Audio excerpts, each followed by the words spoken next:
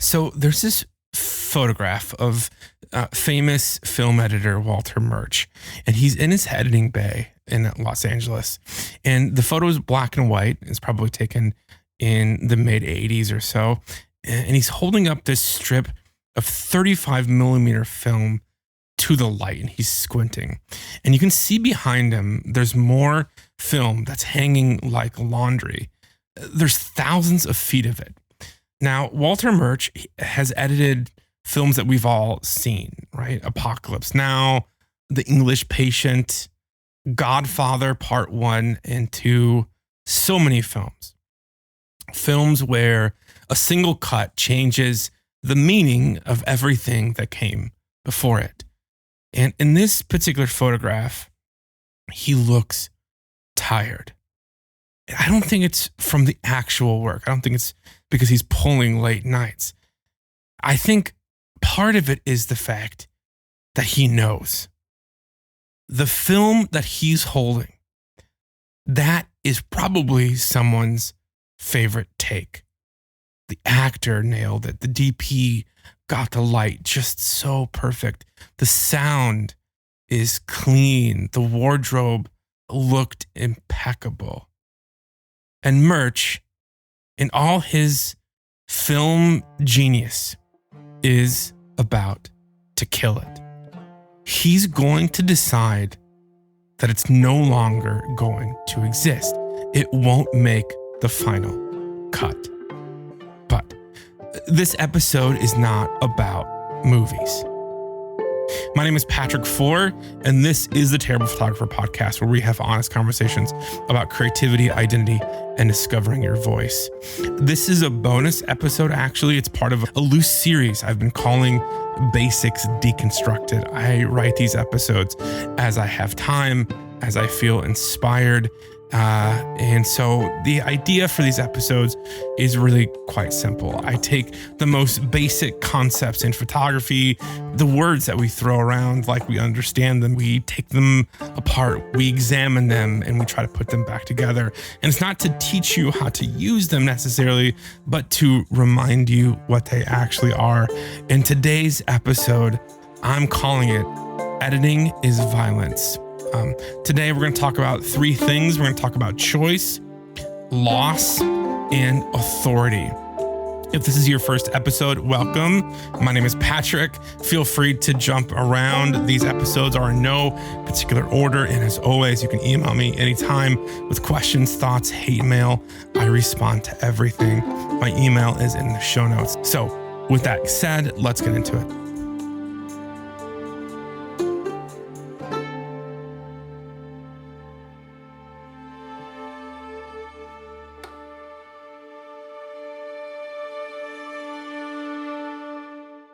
So this is something that we as photographers don't talk about that much, where the edit is where most of us seem to drown, where we get confused. It's not during the shoot. It's not in post-production. It's the space between I made good work and I chose what work matters. You know, you shoot, then you come home and you dump the cards. And the first pass for us is easy. You know, it's delete the out of focus frames, the blinks, the moment where someone's face did that thing where they look about 60 pounds heavier and 20 years older. This is really triage. You know, this is the obvious work. But for a lot of us, the drowning in the edit starts right after that, when you're staring at 300 images that are all, well, fine, right? Good light, good exposure, good moments, nothing wrong, but nothing sharp enough to matter. The model is looking left in 12 frames, looking right in 15, looking down in 8, and you have no idea which one is better because you don't hate any of them. And so you keep them all. And this is where I'm going to get in trouble with my wedding photographer friends, because wedding photographers deliver 1,000 images, thousands of images to clients sometimes, because somewhere along the way, volume started to equal value. Like showing up with a UPS truck full of files proves that you actually worked. You might post a carousel to Instagram. You might pick your favorites for your portfolio. But the client, they get everything. And I don't think it's because they're generous. I think it's because they're afraid to choose. Because sometimes coverage feels like professionalism, like you're giving them options and you're covering your bases, you're covering your ass. But what you're actually doing, I think, is outsourcing the decision. You're hoping someone else will tell you which one matters. Last year, I shot at the La Jolla Tide Pools. This was a test shoot, one that I actually invested in. And it's been one that I wanted to shoot for a while. It was at Blue Hours, 6 a.m., gorgeous. I had a model, makeup artist, stylist, whole crew was there. And this was one of those rare shoots where just everything clicked, The ocean was at low tide and it was cooperating. The light was doing this thing where it looked like it was just coming from inside these rocks. Everything was just glowing with these brilliant shades of blues and magentas. The styling was so on point. The model and I were just completely locked in what we were creating. And for this shoot, I typically don't do this, but I wasn't shooting tethered because, the ocean, I was shooting to card. I was just making things. We were just getting lost in it, We were in the zone. And when I got home, I ingested the files into a new Capture One session. And that's where I saw the frame count. Well over 1,200 images in 2 hours. I did the first pass and obviously cut those out of focus images, the blinks, the bad expressions, any obvious duplicates, but which between you and me, I get a little excited when I get a shot that I love and I tend to shoot multiple images of the same goddamn image. Does anyone else do that kind of thing? It's such a bad habit. And after that first pass, I had about 300 images that I thought were good. So naturally, I decided to take a second pass. Anything that felt like a near duplicate or safety shot that I didn't really need, and that got me down to 219. So I decided to do a third pass. This time, I really try to be, scrutinizing, look harder, look for the ones that felt necessary and only keep those. And I got down to 108. And this is where I must admit that I got a little stuck because at that point, I think they were all pretty fucking good, She was looking down in this one. She was looking left. And that one, same light, but same pose, same vibe. But they're all so gorgeous. And I love them. And I had no idea which one was better. So there's this thing that happens when you're underwater too long. Divers talk about this. Your body loses its sense of orientation.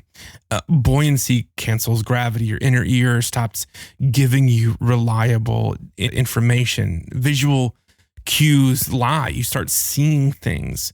Bubbles drift sideways. The surface isn't always where you think it is. And at depth, your brain gets a little confused. It's quieter, slower, more confident and less accurate at the same time. Up could be beneath you or beside you, and your body honestly can't tell the difference anymore. And that's what the edit feels like. I wasn't overwhelmed. I wasn't disoriented. I was just too deep. And so sometimes I do this. I export the selects to Dropbox and I look at them on my phone, when I'm doing things like walking the dog or waiting in line at the school pickup. I think having a different screen helps. And that helped a little bit. I was able to mark the ones that I wanted to cut, but I needed to cut more. It was still too many. So I also sometimes do this. I print contact sheets, those old school contact sheets on actual paper. And I thought maybe seeing them small as thumbnails could clarify something. And it did. I was able to cut some more down. And I finally cut it down to about 17 images, and 17 images that I absolutely loved. But I had no idea what to do with them. Here's the honest question that I should have asked earlier.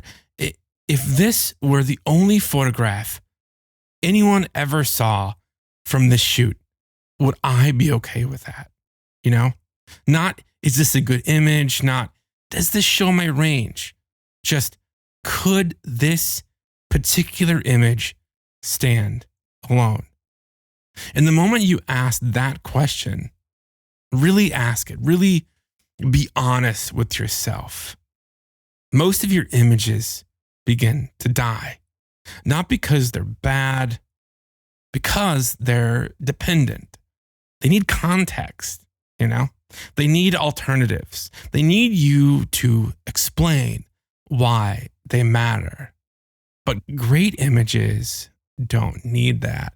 Great images can carry the weight all by themselves. They don't apologize, They don't need 10 versions to prove that they're the right ones. They just are. And the reason most photographers never find those images isn't because they're not in the pool.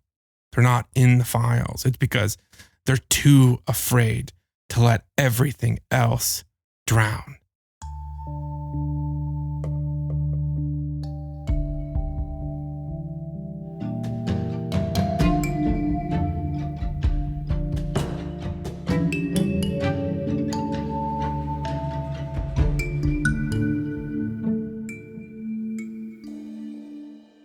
You know what actually gets killed in the edit? It's not images. I think that's what we think we're doing, is killing images. But what I actually think we're doing is we're killing the ego, the fantasy that effort equals survival, that because you worked hard to get that frame, it deserves to live. And it doesn't. The edit doesn't care how early you woke up. It doesn't care that you waited 20 minutes for the light to shift. It doesn't care that the model was tired and you coaxed one more take out of her and it came out great. None of that earns the image a place. Only the image earns the image a place. You're not just cutting frames. You're actually cutting the story you told yourself about the work. The story where everything mattered. The story where you nailed it. The story where you're the photographer who doesn't miss. That story dies in the edit. And most people can't handle it. So they keep the safety shots. They keep the near misses. They keep the frame that almost is as good as the great one, just in case. But just in case, what? Just in case they're wrong about which one is great? And that hesitation is the enemy to a great edit. Because great images don't hedge, they commit. And if you can't commit to your own edit, no one else will either. Walter Murch has this line about editing. He says that it's like telling a joke. If you tell it with the wrong rhythm, it dies. If you use too many words, it falls flat. If you pause in the wrong place, no one laughs. The joke is funny. The structure killed it. That's what most photographers don't understand about editing. They think they're choosing the best images. They're not. They're choosing the rhythm.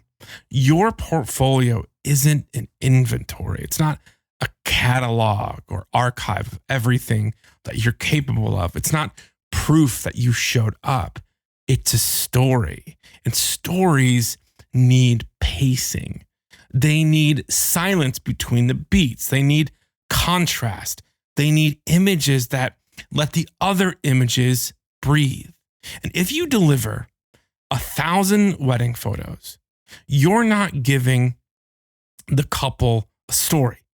You're giving them homework. If you post 10 images to Instagram when one would land harder, I don't think you're showing range. You're actually just breaking rhythm. Too many words, wrong pause, the joke dies. And here's the thing about rhythm. Rhythm requires space, you know? A great portfolio doesn't show everything you shoot. It shows what needs to be shown and leaves the rest out. This is not about perfectionism. It's about trust. Trust that the viewer can connect the dots. Trust that one strong image carries more weight than 5 good ones. Trust that silence matters as much as what you say. Most photographers can't do that. I can't do that sometimes because leaving images out feels like leaving money on the table, you know, like it's underselling yourself, like not proving that you worked hard enough. But the edit is not about proof. It's about impact. And impact requires restraint. So here's what changed for me. And it wasn't in some like enlightenment moment, light from the heavens type situation. It was just behavior. I stopped explaining my selects. You know, I used to send a client like 80 images with a note saying like, let me know if you want to see some more options. Now for a portrait client, I send 10, maybe 10. Sometimes I just send 5 without an apology. I stopped keeping safety versions of the same shot. If I'm choosing between 2 frames and I genuinely can't decide, sometimes, I'm not kidding you, I will flip a coin. Sometimes I will just close my eyes and I will just click on the one, and the one that I click on is saved. The other one is deleted because keeping both is a lie. It's not necessary. It's me pretending that I don't have taste, pretending that decision is too hard, pretending that someone else should choose. But that's not what I'm being paid for, I think. I'm not being paid only to make good images. I'm being paid to actually know what good image matters. Look, good images are polite. They're nice, you know? They obey the rules. They're not really offensive. They explain themselves. They show everything. They behave, right? They stay in line. But great images, I don't think do. Great images leave space. They trust you to do some of the work. They risk being misunderstood. And that's why photographers kill them. Because great images feel incomplete. It feels like you didn't cover enough. It feels like you might have missed something. And that discomfort is the point. So we have such low tolerance as photographers for that discomfort. And a great image doesn't try to be everything. It tries to be one thing completely. And the only way to find it is to kill everything that's trying to be 2 things at once. There's a version of this story where I tell you that I figured this out, you know, where I looked at those 17 images from that La Jolla shoot and had some moment of clarity, some Zen realization about which 2 belonged in my portfolio, and that didn't happen. You know what actually happened? I sent the selects to a photo editor, someone who's been in the business way longer than I have, someone with an objective eye. And I gave her about 20 images from that particular shoot and a few others. And I actually let her make the final call because I was too underwater with my portfolio. I was overwhelmed. I would look at my portfolio and I was like, where's the surface? I've lost all sense of where the surface is. And I couldn't see which way it was up anymore. Sometimes the edit reveals something you don't want to admit. You're too close. The work is good. We all know the work is good. The images are strong. But you've lost the ability to know which one cuts through. This isn't failure. This is honesty. And I think that most photographers, like me and maybe like you, think the problem is just in the pile of images. Like the great image, it's just hiding somewhere in the middle, like a needle in a haystack. And if they just look harder and long enough, they will find it. But that's not how it works, friends. Great images announce themselves, or, and this is harsh, they don't exist. And if you can't hear them announcing themselves, it's not because you're bad at editing. It's because you haven't given yourself permission to let the rest go. You're still negotiating. You're still hedging. You're still hoping that if you keep everything, you won't have to be wrong. But keeping everything is the same as choosing nothing. And choosing nothing is the same as saying, I don't know what my work is about.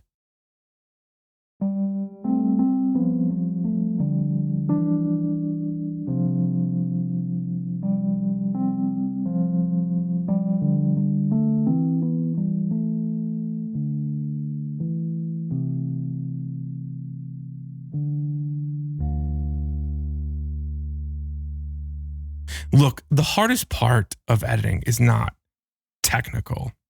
It's not Capture One versus Lightroom. It's not star ratings versus color tags. It's not photo mechanic versus whatever. It's not about workflow. And yet we have so many conversations about workflow, about culling. It's actually about standing in front of 100 images that you love and saying, only this one matters. And then having the courage to watch the other 99 disappear. It's not because they were bad. It's because they weren't the one.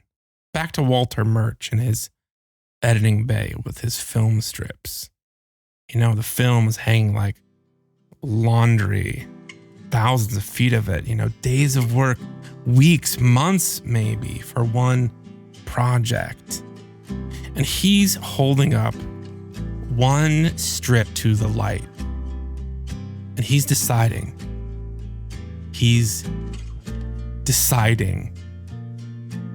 choosing. This is the job. Not to honor every single moment, but to choose the moment that carries the weight of all the others. And then let the rest fall. You're allowed. You have permission to cut the good images. You're allowed to stand behind one photograph and let that be the answer. And if you can't see which one it is, if you're blind to it, if you've lost your sense of direction, your sense of what's up and down, if you've lost where the surface is, you're allowed to ask for help. So, until next week, stay curious, stay courageous, and stay terrible.